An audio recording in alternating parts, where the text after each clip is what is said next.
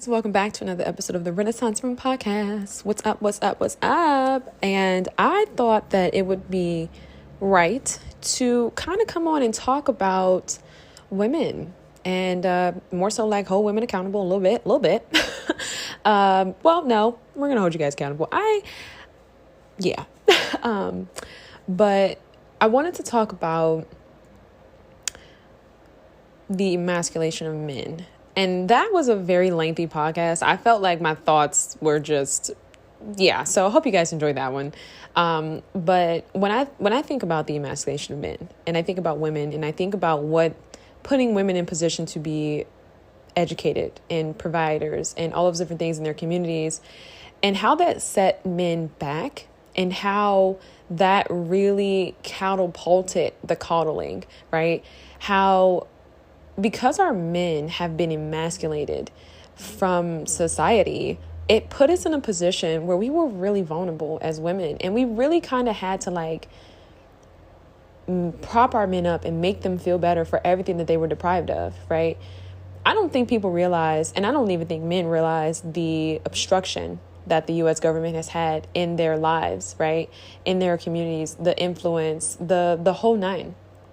I think about the rise of the hip hop era and what really started to take place when that kind of took off, right? We had the Jay-Z, we had the rap, we had the, and how that started to affect how men saw women and how that really pushed men right into the hands of incarceration, right? Incarceration pipeline, 100%, right? I thought about how men were deprived of the opportunity to work, right? How they were deprived of the opportunity to provide for themselves.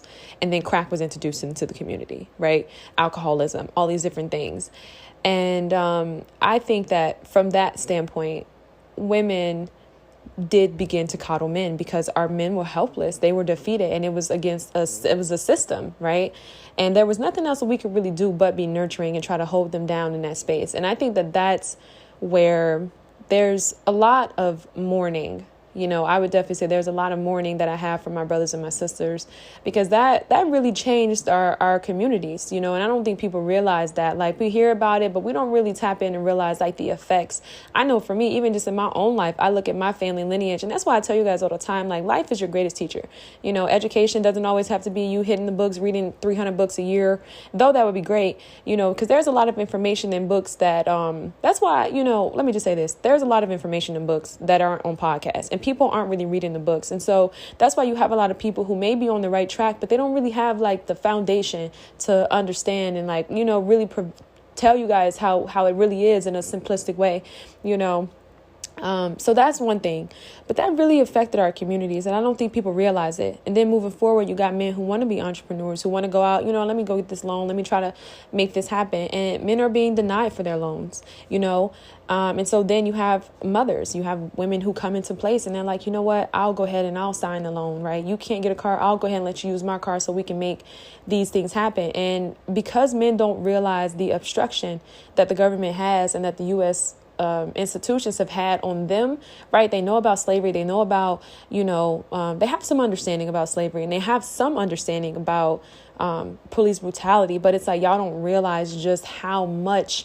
And that's why it's when we talk about interracial dating, it's men are uneducated in that sense, because it's if y'all knew how much, and even still to this day, how this institution, how this country is affecting your brothers, you probably wouldn't date a white woman. You probably would just have some type of inclination to give back to your community. I think a lot of men who do date white oftentimes are just kind of looking for an escape out of the chaos and the drama and everything like that, But okay, I digress. So in regards to women, I think that women don't really sit in a space and realize what men have been through. I think that we may understand it from an intellectual standpoint, but I think the compassion stops because women have to heal. You guys, we got to heal. Women really have to heal. We have to push past the hurt, the pain. You have to look at people and realize yo, I'm a mourn, I'm a grieve, but you got to pick yourself back up as a woman. You got to tap into that thing that's your essence, right? You have to tap into your divine right? Your ability to create, and you have to recreate yourself. You have to get wiser, you have to get stronger, and you have to know, you know what, I'm not going to let this happening to me again, and it doesn't mean I'm shutting the world out. It just means, I'm going to value myself. I'm going to evaluate situations differently. I'm going to just take my time. I'm going to be a little bit more calculated, right? I may not be able to operate in the world with this sense of femininity that is sensual and all feelings, right? Like I may have to, have my head on a swivel, you know what I mean, to see what's going on out here and be a little bit more calculated when I'm in relationships and I'm giving people my time, But I believe that because of the pain that women have gone through from carrying men through that, women today don't really have respect and I think there's more so like a respecting, like they don't really respect men and I want to say their efforts to provide, right? I think that from a man's perspective, or just because I'm really talking about women in this episode, I just want you guys to know, it takes a lot. And we do have to realize that from an educational standpoint, sometimes men are a little bit behind. But I think if you have someone who's willing to learn, someone who's willing to grow, someone who's willing to be taught, then be a good teacher in his life. I don't really feel like I'm a leader. I think a leadership is a little different. I think leadership is, it's a very strong, hard space that I don't really feel like it sits with me. I think I rest peacefully in my essence as a woman, as a teacher. I believe that I was called to be a teacher. I don't really feel like I was called to be like a leader per se. I think a leader is like the front lines, from a worldly perspective. You have like the politicians and, things like that. And I mean, it just depends on what that is. I think, I'm the leader of my own life, and I'm, I strive to be a good role model and a mentor for those in my community. But, leadership, I think, is a little more different. Let me just say that. And I think for me, again, I tell you guys, me personally, I've been given the gift of wisdom. So that's kind of where I reign. Like that's my space, But overall, I just think it's more so like realizing historically what has happened, realizing how that has affected us today and how that missing link, right, in the educational piece of like understanding what has happened to Black men, maybe having a little bit more compassion and understand that like that doesn't have to be your man, like if you don't respect a man, if you feel like he's not where you want him to be, whatever, that don't have to be your man. But don't go around emasculating men, and we got to be real. There are a lot of sisters who are educated and who are college graduates and, you kind of funky acting a little bit, and I think it's just important to kind of tap into who you are as a person. Like, I think that with leadership sometimes comes definitive titles of like, okay, I got this degree, I got these things. And it's not saying like shy away from those things. It's more so just saying like, I don't know, don't forget your essence, like you're a great person. Like it's okay to, connect with guys. And it's not really making yourself small. It's more so like, what? I understand. Like, I don't know. I don't know what, because I'm trying to think about how to convey this in a way that makes sense. But I just think that like, it comes to a point in time where I just feel like a lot of people feel like there's no longer a sense of relation because they have definitive titles and things behind their name. They feel like, oh, I can't relate to this. And I'm not saying that, like I said, if you don't respect a person, like, period, if you don't respect where they're at, you don't like whatever it is that you may feel like is whatever about them, that's fine. But like, be understanding. And like, I don't know, I think for me, I've always kind of wanted to be the person who was adaptable, the person who people could talk to, and just having that sense of understanding. Like, if you grew up in certain neighborhoods and now you're in this position where you're doing great for yourself, how can you no longer be relatable? Like, you know what I mean? Like, that's my thing. And I think that that's really the part where I would say about women is just more so like, you can be all those things. Like, you don't have to be one particular way, you don't have to be boxed in to where it's like, okay, yeah, you're educated. Yeah, you move like this, but now you're not even like, you're not relatable, you know what I mean, to Black people or Black men who may not be in that same position, but that doesn't mean that they're not educated. Look at me. I can tell you right now, much of what I'm doing and what I know is not credited to the institution. The 6 years that I gave them, no, it is not. And I don't want to use me as a representation because I'm not a man, but I more so say that like there are some educated brothers out there, and I think that there are some great people out there, and I think that there are some men who do understand what has happened and they've moved forward and onward and upward. And I tell you this all the time: when you're coming into the knowledge of Black history, there's going to be some rage. There's going to be some anger. I'll never forget, I met someone at my last job, and, he was a Harvard grad. I don't know if he actually graduated from Harvard, but he went to Harvard. And, we would talk, and, I was really captivated by his ability to know himself. And it's funny because it kind of comes full circle. When I look back on that moment, I had no idea. I felt like this guy was like just completely raged sometimes, in regards to certain things. I remember we had went out to a bakery and, there was this white woman who was like really kind of leaning in on us. And, looking back, I kind of felt like he may have overreacted, but overall, I didn't have an understanding of certain things, and I think that sometimes when we're so caught in this idea of like femininity and we're trying to be and morph ourselves into like white people, right? Because women do it too, just like the Kevin Samuels. And I'm not really talking about Kevin Samuels and what he did. I'm more so talking about his approach, right? A lot of that was European centered, right? You got the suit and tie, you got the, you know what I mean? And it's not to say that a Black man can't wear a suit and tie, but I'm talking about as far as the professionalism and just his whole aura of like everything was really centered on like patriarchy, misogyny, and just like white men,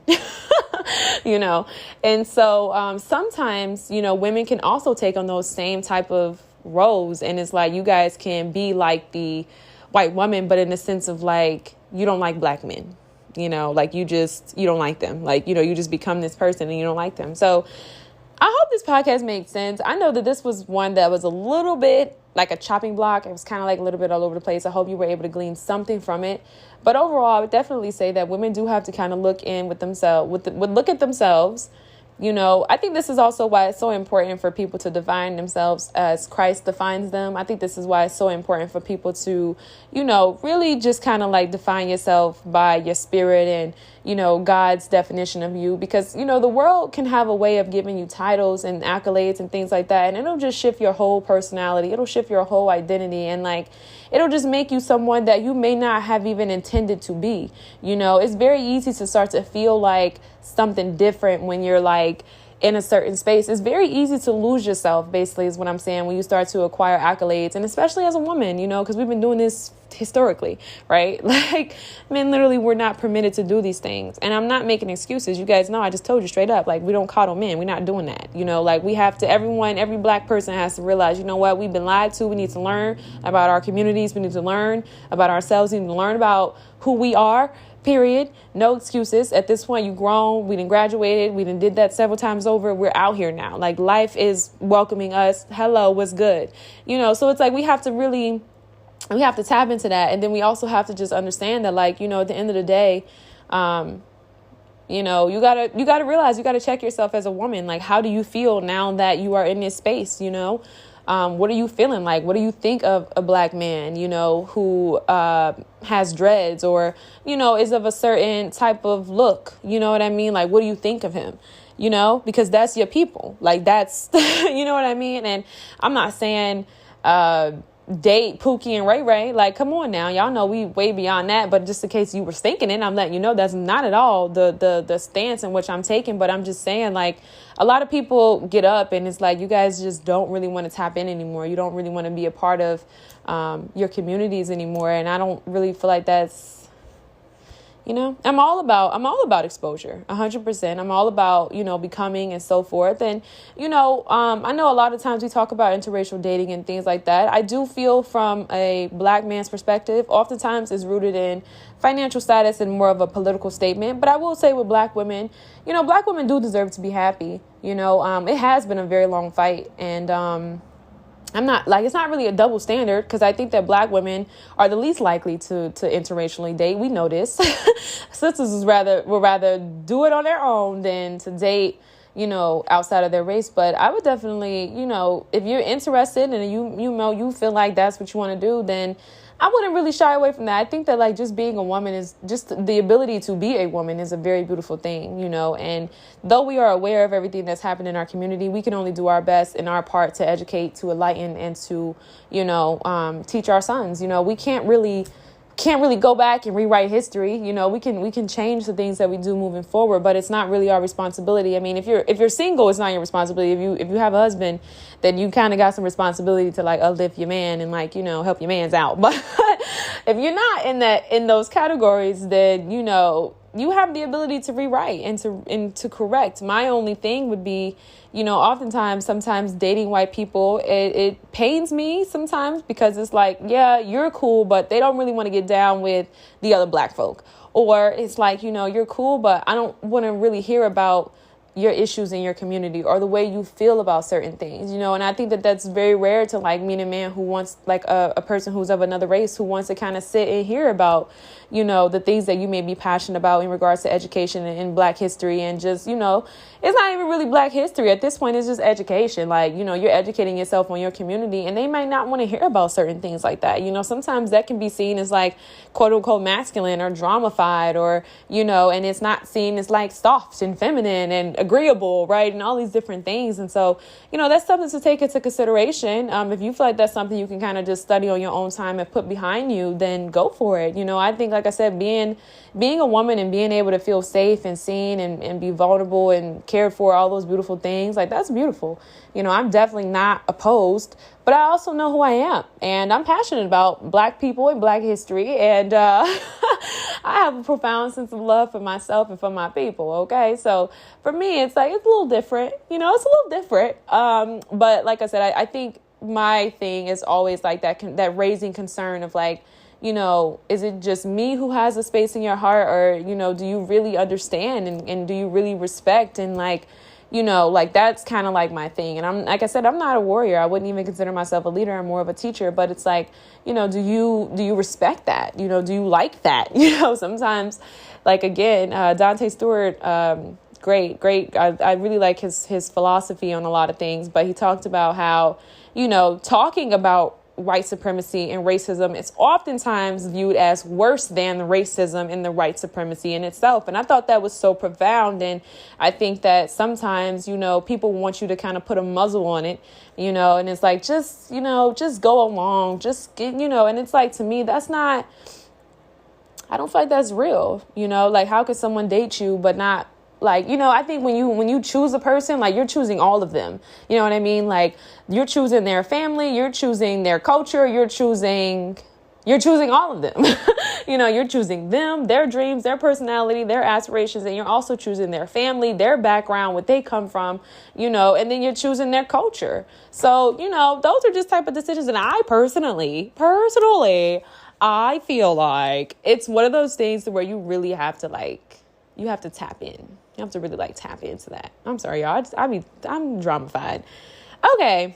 I hope you guys have a great day. I hope that this podcast episode was insightful and I hope that you guys were able to glean something from this. And I'm just saying, sisters, it's okay to be educated, but just know that there are some good brothers out there who are also educated, but they may not have the same path as you, period. And that is I ain't going to say all the time, because at this point, y'all, we are in a day and age where, honey, you can do whatever you want to do. You can do whatever you want to do. You want to go work at a certain job, you can go do that. You want to go to college, you can do that. So y'all got to realize that that's what we talk about, resilience in regards to the Black community. We talk about progression in regards to the Black community. Black people, we are prevailing.